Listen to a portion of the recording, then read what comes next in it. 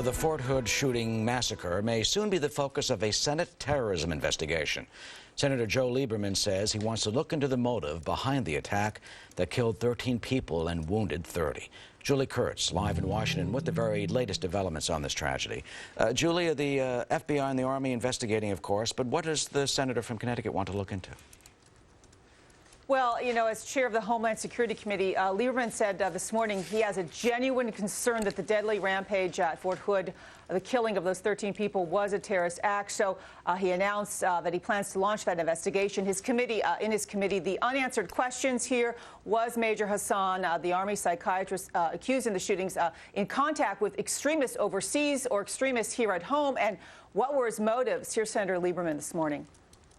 It's premature to reach conclusions about what motivated Hassan, but it's clear that he was, one, under personal stress, and two, if the reports that we're receiving of various statements he made, the acts he took, are valid, he had turned to Islamist extremism. And therefore, if that is true, the murder of these 13 people was a terrorist act. And in fact, it was the most destructive terrorist act to be committed on American soil since 9/11.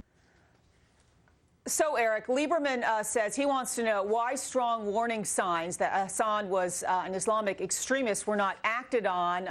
He didn't confirm if in his briefings in the Senate about Fort Hood that he has learned that Hassan had contacts with Islamic radicals overseas. We've been reporting that investigators have said that Hassan did make a series of statements over the last 2 or 3 years. The big question here: why didn't anybody do anything about it? Yeah, let's talk, Julie, let's talk about some of those alleged statements that they attribute to Hassan, saying that the war on terror is a war on Islam, anti-American rantings on internet posts, yelling Ali Akbar when he allegedly opened fire. And I mean, even someone said that he said people should strap on bombs and go to Times Square. Do we know when the feds became aware of this and why they didn't do, it seems, anything about it? No, we don't know when. Federal law enforcement sources, have confirmed to Fox that investigators are analyzing those internet postings, about suicide bombings to determine if they were written by Hassan at all. It's not clear, again, when the FBI or others became aware of the writings. So when did they become aware of those writings?